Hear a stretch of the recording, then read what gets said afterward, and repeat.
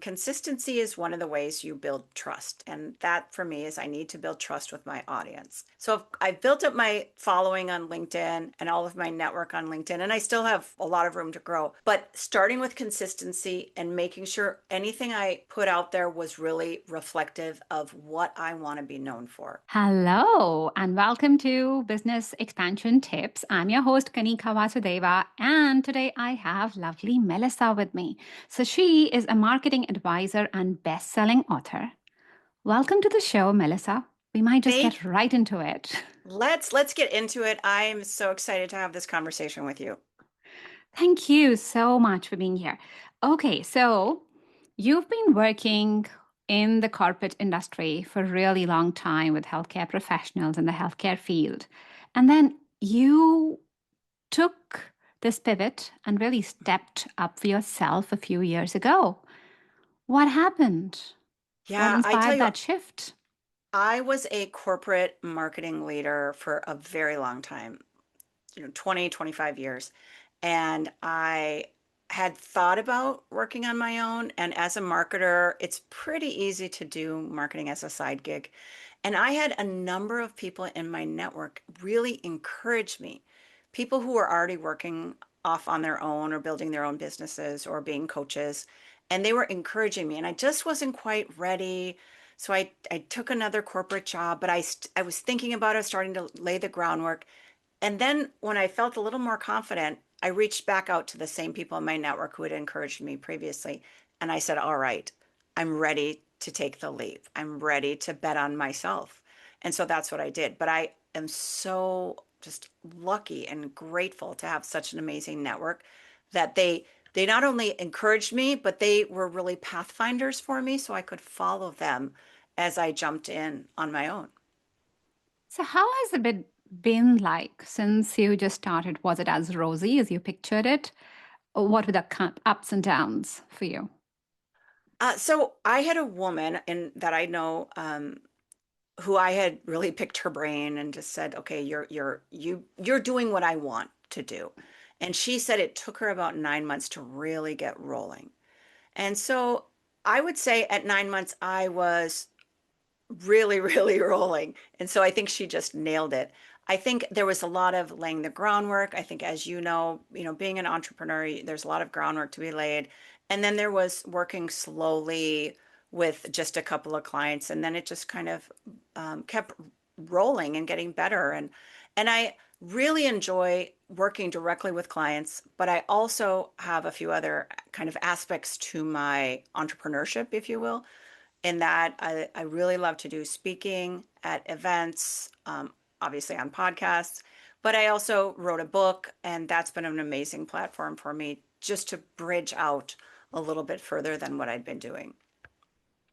I love that. I love how you're painting where you've gotten to. And it's been really fairly recent, right? 1.5 years. And you also are saying then, well, it took me about 9 months to find my feet. So if we Mhm. just step back and we look at that time, because I work with a lot of entrepreneurs and coaches, and over, there's a lot of self doubt in the beginning. There's a Mhm. lot of internal shifts that you do and they replicate outside. So, how was that for you? And what essence of you did you keep? What essence did you shed away that have led you to this point? So I think for me, when I really set my mind to it, I said, this is what I'm going to do. This is my vision. So a lot of my doubt was before I made that decision. And for me, what helped make that shift was again watching other people, mostly women, but not only women, watching them gave me confidence. Mhm. And that's where I do a lot. I speak to a lot of people who are either contemplating becoming an entrepreneur, being a coach, working for themselves, or have already made the leap to share what I know now because you get a few bumps and bruises. So there was a lot of that self-doubt. I just wasn't ready. Several years ago, I remember having coffee with a friend who was doing really he was really successful in doing what I wanted to do, and he said you've got enough credibility. You don't have to worry about getting clients. They will come to you. And I didn't believe it at that time. And now in a different kind of age and stage, I absolutely believe that. But I work pretty hard to keep my name out there, but definitely he was right. And for me, that's where I built a ton of confidence with some early wins, but also from those in my network that I could look to and see, oh, they're doing it. Yeah, it's always a journey of self-worth, like really Hmm. believing yourself, whether you're anchoring it to your client testimonials in the beginning, but also really honing in for yourself and going, well, this is what I'm capable of. Because as much as your clients and even the people around you are saying that you're great, there's so many things that you're doing that is new. Like, did you plan that you will go out and you'll write the book or that you'll be a keynote speaker? Did you have all of that figured out? Or was it a I don't know if journey? I didn't really have it figured out, but it was a goal of mine. So Yeah. that was absolutely a goal. I've done a lot of public speaking over the years, just in my different roles that I've had, but the book was always a goal. And I have a lot of people come and ask me, so give me the tips. How did you start it? And it for me, I was on a podcast like this, and it was a marketing podcast. And the host actually made a comment that really resonated. He said he's seeing a lot of young marketers leave the profession because they feel like they've sold their soul. And I understand that because marketing can be a profession where you have so much pressure. It's become so data driven, a lot of good things, but they young marketers might not be feeling the same fulfillment that I had. So I thought, well, let me write an article that speaks to that because I find so much meaning and purpose in my day-to-day job. So it started as an article and then another article. And then I thought, oh, this could actually turn into a book. And so I had been wanting to do a book for years. I just didn't have a topic. And it was inspiration from that conversation on a podcast that really gave me that spark of something that really aligned with me and my values and what I want to be known for. And so then it just kind of evolved into the book. It took me a long time, but then it evolved into the book. I love that because really what you were saying is that you just dug deep and you did more of you. What is it that you wanted to be known for? What was your bigger message to the audience? And that's what I tell my clients repeatedly as well, that you do what feels right to you. What is it that you want to be known for? You don't have to wait for the stage. You create that stage for Yeah. yourself. Yeah. So take us And back to. Mhm. I was just going to say, I appreciate that so much about you because when people, they throw out the word authenticity all the time, but I feel like you really live that and you're encouraging your clients to do that, just to be their authentic selves. And that works so much better because people can see right through it if you're not authentic. So I appreciate that about you so much. Ah, thank you. Thank you. I think our energy, our words, our authenticity, they Hmm. are very big magnetic fields and they let people come to us long Hmm. before we've actually felt them in the field. Like they might just be seeing a post, a content, an event, but that authenticity just radiates, that energy just radiates long before you've met them, you've known them. Yeah. Good. So take us back to the time when you just started writing the book. What was that process like? Because it's a big process. Now you've got to suddenly take everything that you want, you've got to put that into chapters, you've got to think of the framework, you've got to think, Yeah. yes, you have the bigger idea, but how do you go about decoding all of that, breaking it into sizable chunks? How did that writing process work out for you? So, like I said, I sort of started with an article and then I wrote another article and then I kind of had a third. And so that was three chapters to start. Then I just listed out all the things that are important to me. And so there's a chapter in there on inclusive marketing, but that's something that's really important to me. I work mostly in healthcare, and in healthcare, inclusive marketing is kind of everything because everyone is a healthcare consumer everywhere around the world. And so I added that chapter in, and I was a little worried. Does that fit? Does that not fit? And what I knew was that that's important to me. And if this is going to be my work product, that's something I want to be known for. So that's where I included a chapter on inclusive marketing. And for me, it was like writing one article after another. So I believe it flows pretty good together, but that was really my process. And the first half of it was almost like me speaking to one of my marketing teams and making sure that they felt that they had purpose and they understood that you can have a lot of meaning in your day-to-day job. And then the second half, I speak more to founders where I truly, truly believe that if you bring your company's North Star and your values into your marketing, you will have much better, longer lasting relationships with your customers. And I think that that message also works for like your audience and people who are solopreneurs, coaches, consultants. Bringing themselves and their values into all of their messaging is powerful. Exactly, because you cannot fake being something else for a long time. And Yes. if you were just doing you, you're enjoying yourself. You and it goes back to the previous point that you were saying that you're not really selling your soul then. You're actually just really sharing, and that sharing comes from overflow. It comes from, oh, I feel so inspired doing this. So it's just fuel for you to do more and create more and offer more instead. I love that. It is the fuel. It absolutely is. And to your earlier point about, it's what do you want to be known for? Well, you want to be known for yourself, Mhm. not something that you made up. So I love that. And I love that fuel. I'm going to borrow that term and use that again, I'm sure. Yeah. Um, so how did the book sales process go after that? Because there are lots of people who are listening to this and who are thinking, okay, well, I have this unique message and I want to bring a book out. How did that go and how was that helpful in helping you grow your business? So am a marketer, so I thought I better know how to do this book launch. And I really, really wanted to get it to number one on Amazon.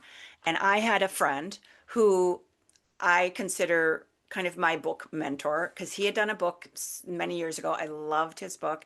And he hit number one at one point, and I just thought, okay, he did it. I understood some of his strategies, and then I thought I'm a marketer, I can do this too. So I was really deliberate to that when I launched it personally and professionally and very broad at the same time because I knew all of this would be happening at once, and it worked because I was just really deliberate everywhere I launched it. And so I kept watching, kept watching. I kept seeing it creep up, because it did hit number one new release, but that's pretty easy to do. So it's creeping up in two categories, and it still was like at number two or number three, and it hadn't hit number one. So I was leaving to go golf on a Sunday morning with my husband very early, and I thought, let me just quick check one more time. And then I saw it. I was number one on two categories: entrepreneurship, advertising, and entrepreneurship sales. I think I should know that off the top of my head. Um, I just was like, honey, we can't go right now. I have to screenshot this. This was an absolute bucket list goal of mine. And so I was so proud. So it was only number one for a couple of days, but it hit in these two categories and the two categories that I felt so proud about. So I just think if you're really smart about it and really deliberate on how you launch it, I didn't do paid ads or anything like that. I knew I didn't need to because I have such an amazing network personally and professionally, and they all kind of got the word out for me. Amazing, amazing. So you are the marketing advisor, and we are going to ask you, what is the secret sauce to really helping your book become successful and well known? So for me, and this is something that you talk about, getting out of my comfort zone has been really important. And because my book, it's a professional book and it's targeted at marketers or founders who are interested in marketing, I really needed to lean into LinkedIn. So several years ago, when I knew I wanted to start to go on my own, I started to be more present on LinkedIn, which was a little uncomfortable at first.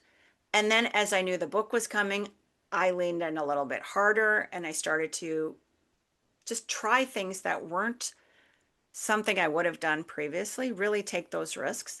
And then I started doing video on LinkedIn. And I did video around right before the book launched. And I put my first videos out on LinkedIn. And that really, for me, I said on the video, I'm going to be doing a book. It's coming soon. And people celebrated it. They shared it with other people. Um, for me, it was just really, that was the way to get the word out about my book. But I had to take some risks. I had to put myself into uncomfortable situations, and it worked. I feel great. Now they're not so scary, But that's one of the things I've seen when you talk about it. You know, how do you grow? You grow by stretching yourself, not by sitting and resting on your laurels all the time. So that's really what worked for me. And I encourage people all the time, build your brand. And you need to put yourself out there and let people know you for what you want to be known for. Exactly. Growth lies outside your comfort zone. So it has to be uncomfortable. But going on LinkedIn and then putting yourself out there, it's a little bit different compared to, let's say, putting yourself out on Instagram or Facebook. Because for one, on those feeds, they'll get lost after some time, even if you've done something, if you've come out with something personal, it's not really indexed the same way. People are not going to remember you. But LinkedIn is a very different platform. It is a platform where you're putting your professional self out there. You're the best person. You've got your resume, your CV. Like, these are all the great stuff that I've done. How was that for you? It's a different ballgame. And what did you do? What worked for you on LinkedIn? And what would you say that this was really something that helped you? So, in my experience with LinkedIn, and I'm not an expert, but I've listened to a lot of experts on LinkedIn, and I am a marketer, and I've been a marketer for many, many years. So I have that as an advantage. For me, it was consistency. And consistency is one of the ways you build trust. And that for me is I need to build trust with my audience. So I've built up my following on LinkedIn and all of my network on LinkedIn, and I still have a lot of room to grow. But starting with consistency and making sure anything I put out there was really reflective of what I want to be known for.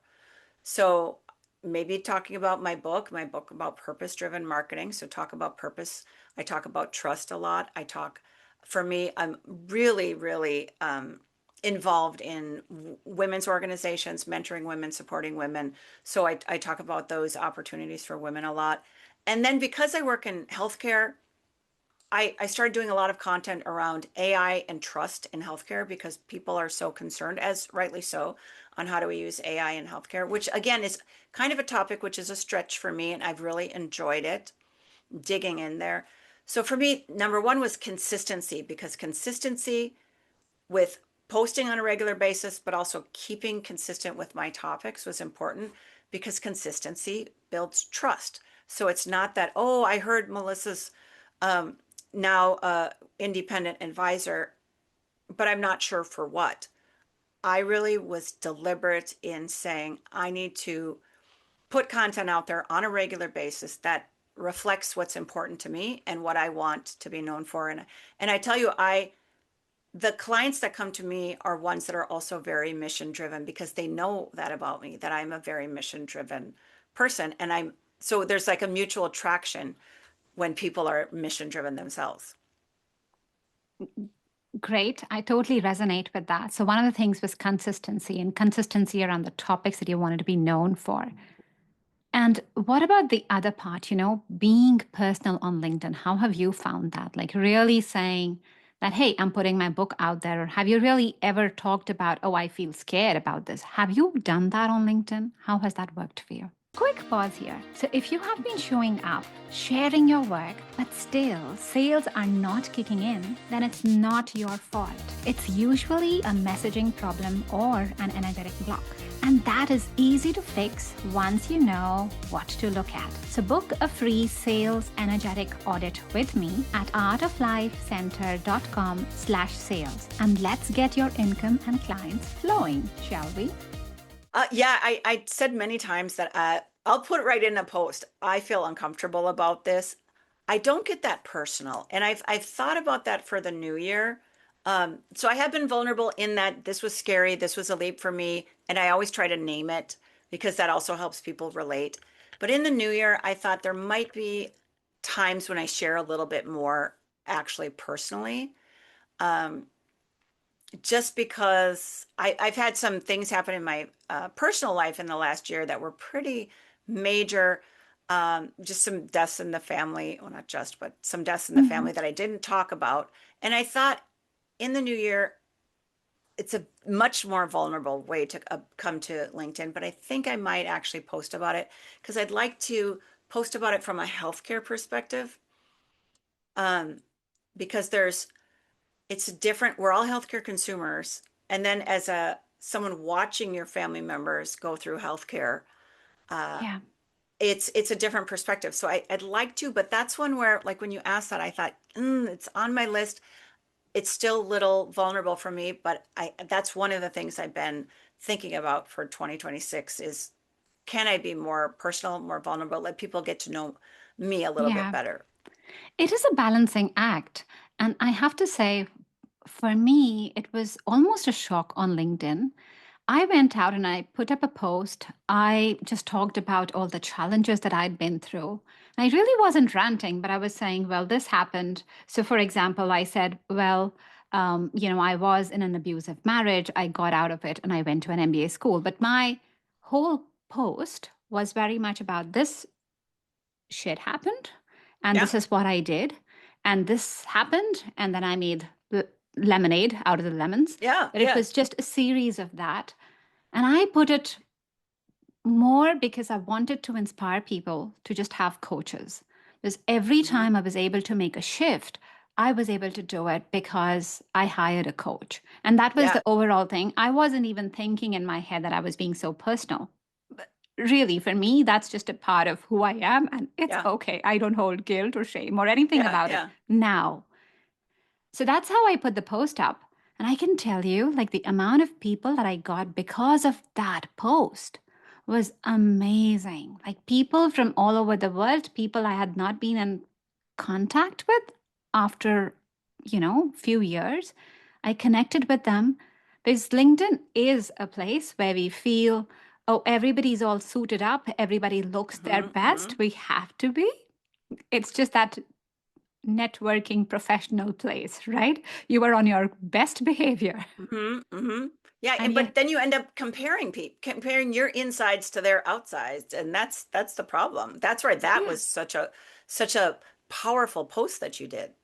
And then the DMs were so different. People were Hmm. relating to it, people were coming up with their stories. And I was like, okay, it just went in a I had put it out with the intention of inspiring people, but people really opened up about themselves. So I find LinkedIn a very curious place. And I'm also exploring personally for me vulnerability on LinkedIn because we're all people Hmm. in the basis of it. And how do we deal with growing our businesses, with our life challenges? Hmm. No, I think when I'm more vulnerable and transparent, that's where I feel like I also grow and I build better relationships with people by bringing in vulnerability and just showing that I don't have it all. Like a lot of people will look and think my entrepreneurship journey has been easy, and it hasn't. But I work really hard. So whenever people say, "Wow, it's going really well for you," I just tell them I'm working really hard and I'm Yeah. enjoying every minute of it, but I'm working really hard. And so that's where I think it's important for people to know the a little bit more about the behind the scenes. And I just applaud you for sharing that because it also shows people the journey and how a coach impacted your life. I tell you, I hired a business mentor when I was going into this journey, and much like you could call her a coach, but absolutely necessary to have somebody by my side who I can ask the questions to, who can give me feedback, who can be the mirror to hold up to my face and say, this is going well, this isn't going well. And like I actually just I'm doing a TEDx talk next month, and I hired someone to help me through the process, and she's an amazing coach, and I am so proud of it. And I told her I will listen to you because you are an expert. I need her to hold up a mirror to me.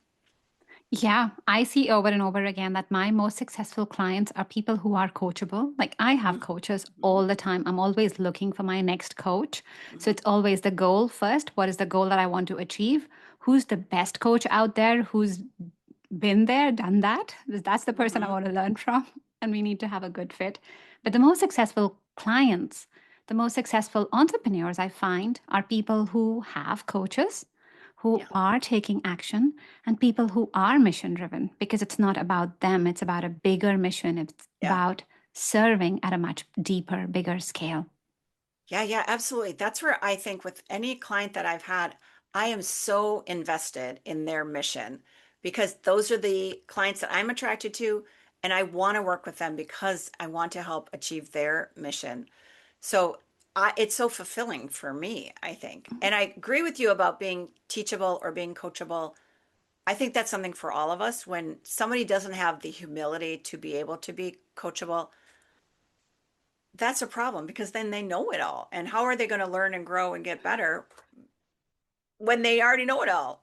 Yeah, like that reminds me of 2-year-old kids. And well, maybe I'm offending someone, but when we really say, hey, I know this, but sometimes 2-year-old kids, they want to tie their shoelaces and clearly they have no idea how to do it. But they're like, I know it, I will do it. Don't Yeah, teach me. exactly. And I don't need any help. I'll do it myself. And so you're right. There's an echo of that. And that's something that is just one of my personal values to approach things with humility, approach new accounts. And I think some consultants come in as a know-it-all, and that is absolutely not my style. I like to come in with humility, to ask a lot of questions, and to know they're already doing good work. I'm just there to help elevate what they're already doing. I love that too, because I think that's a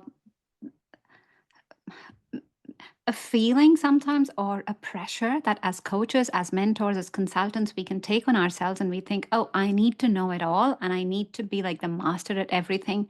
No, because every person is going to be different and you're just helping them in their story really bring that message more out. So, what would you say, Melissa, to people who are just coming out, starting on their marketing journey?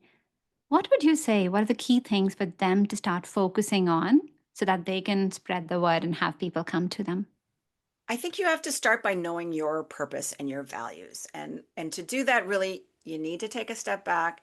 You need to think about what fills you up, what matters most to you. And you need to start aligning with that.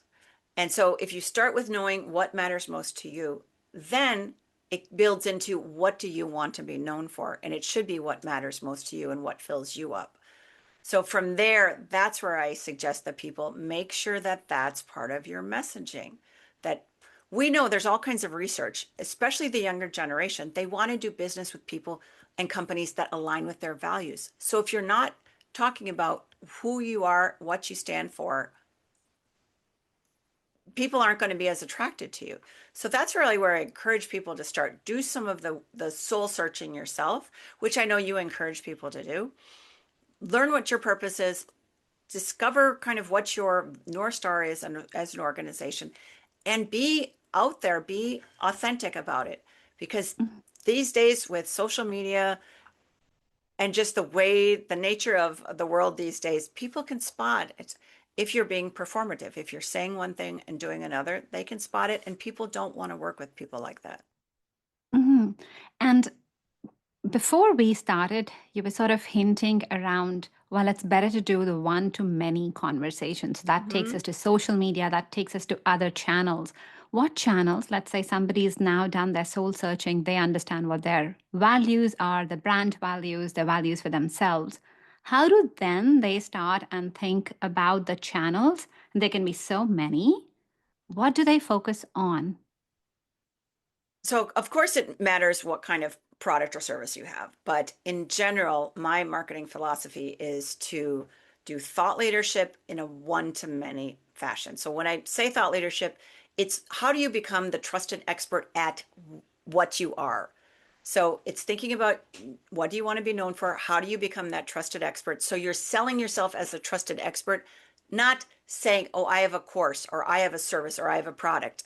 It's really positioning yourself. And then when I think about one to many, some people, and you see it on LinkedIn, you see it other places, they're like sending DMs, trying to sell things, going one to one.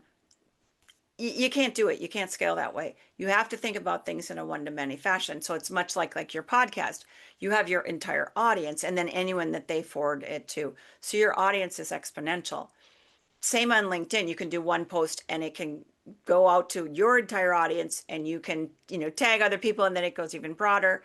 Or one of the things I enjoy doing is keynote speaking and speaking on panels at conferences because then again, it's one to many. My message is being heard much broader. So from a marketing strategy, it's much more efficient. But I always Mhm. suggest to people, you can't just do cold calling is long, long ago, and it's not going to work, and you're going to just drive yourself uh, up a wall if that's what you're doing, and we don't Also, want to be doing that. it is so demotivating. It feels salesy. If you were feeling a knot in your stomach, that's what you're letting out. It just does not multiply. It actually, even before multiplying, I don't think it even starts at a full swing where you feel nourished with it 100%.